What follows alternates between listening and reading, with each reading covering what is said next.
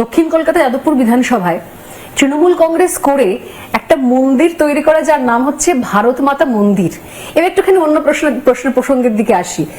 এইটা একমাত্র দেবব্রত মজুমদারের পক্ষে সম্ভব। অন্য গোটা পশ্চিমবঙ্গেতে আতশ কাজ দিয়ে খুঁজলে এমন কোন বিধায়ক, এমন কোন তৃণমূল নেতাকে পাওয়া যাবে না যার এই ধক রয়েছে বা সাহস রয়েছে যে নিজের বিধানসভাতে একটা মন্দির বানাবেন যার নাম হচ্ছে ভারত মাতা মন্দির। দিদি আপত্তি করেননি? যারা বলছে তারা জানে না।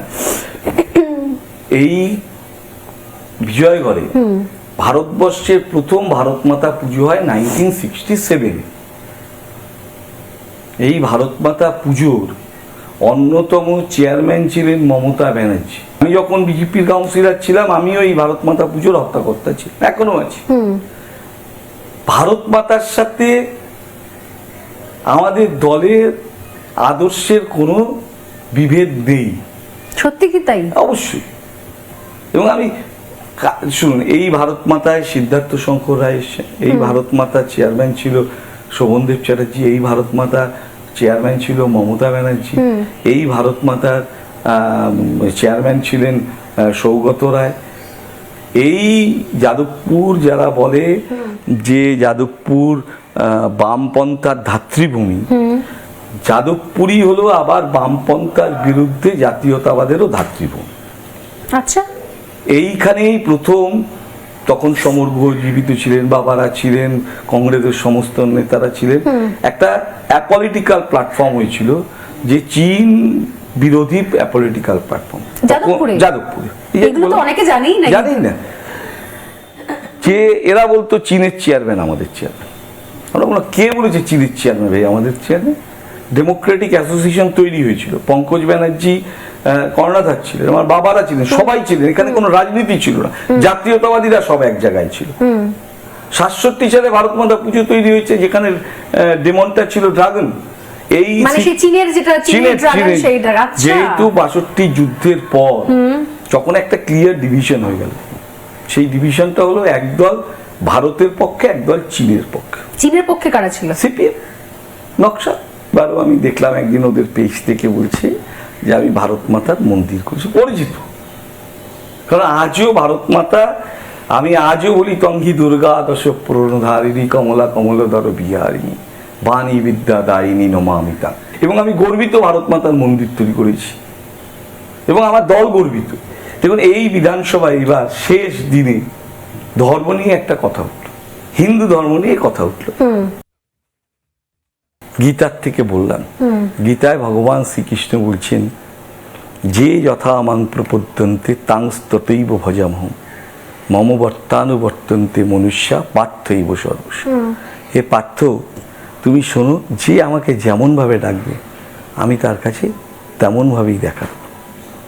আমি রাম নিয়ে গর্বিত। আমি এখনো বলি মর্যাদা পুরুষোত্তম রামচন্দ্র, আমার কোনো বিষয় নেই। আমি তো বলি মর্যাদা পুরুষোত্তম মানুষ, কিন্তু আমি এটাও বিশ্বাস করি, আমার রাম যদি সত্যি হয় তাহলে রহিমও সত্যি, তাহলে জেসাতও সত্যি। জয় শ্রীরাম বলতে কোনো অসুবিধা নেই। রামচন্দ্রের জয়গান করতে ভারতবাসী হিসেবে আমার কেন অভিষেক? কিন্তু আমার রামচন্দ্র কখনো আমাকে সংকীর্ণ হতে শেখায়নি। আমার রামচন্দ্র আমাকে বলেনি যে ভাই তুমি রহিমকে ঘৃণা করো, খ্রাইস্টকে ঘৃণা করো। সেটা আমাদের হিন্দু ধর্মে নেই কখনো। আমরা এমন একটা ধর্মে রয়েছি, সনাতন ধর্ম, যে ধর্ম কোনোদিনও কাউকে আমার ধর্মে কনভার্ট করা শেখায় না। আমার ধর্মে যিনি তাকে সরিয়ে দাও, রাস্তা থেকে সরে, এরকম কখনো। আমরা তো সব সময় বলি একম সদ বিপ্রা বহুধা বদন্তি। ঠিক, ট্রুথ ইজ ওয়ান। ম্যানিফেস্টেশনটা বিভিন্ন ভাবে। ঠাকুর এই যুগে এসে বললো যত মত তত পথ। আমরা বিশ্বাস করি, যেমন আমরা পুরনো বস্ত্র পরিত্যাগ করি, তেমনি আত্মা পুরনো দেহ ত্যাগ করে নতুন দেহে। এটা একটা জার্নি। দেখুন, আমাদের বেসিক টেনেটস হলো কি?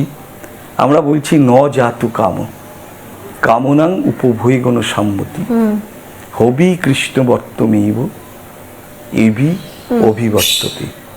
এটা হলো ভারতবর্ষের বেসিক ফিলোসফি। তো এই যে ভাবনা চিন্তা, এই যে ব্যাকগ্রাউন্ড, আমি তো রূপটা বুঝতে পারছি। সেই জায়গা থেকে দাঁড়িয়ে যখন এমন কোনো মন্তব্য শুনতে হয় যে কোনো নেতা বলছে দলেরই এত % ওরা রয়েছে, এত % আমরা কেটে ভাগীরথীর জলে ভাসিয়ে দেবো, বা দলের এখন যদিও প্রাক্তন তিনি দলের আবার এমন কোন নেতা যখন বলছেন যে ইসলামে যারা জন্মায়নি তাদের কপাল খারাপ, দুর্ভাগ্য, তাদেরকে দাওয়াত দিয়ে নিয়ে আসতে হবে। আবার আরো বড় নেত্রী যখন বলছেন মঞ্চের ওপর থেকে গান্দা ধর্ম, তো তখন কোথাও কি মেলাতে অসুবিধা হয়, খারাপ লাগে, নাকি মনে হয় যে না এটা পার্ট অফ পলিটিক্স? কোনটা?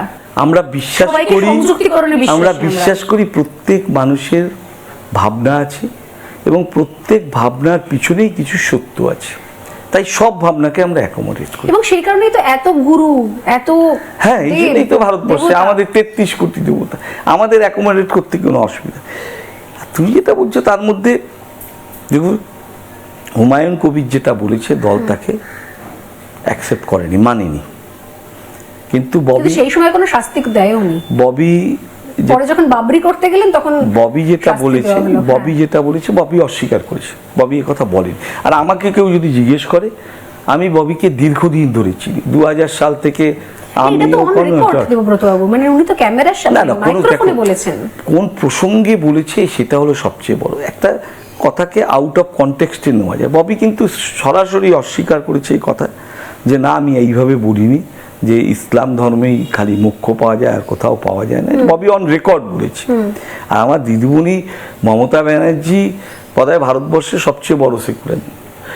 মমতা ব্যানার্জি নিজের বাড়িতে নিজে কালী পুজো করেন, আবার ঈদের দিনেও যান, আবার চার্চেও যান, আবার জৈনদের কাছেও যান।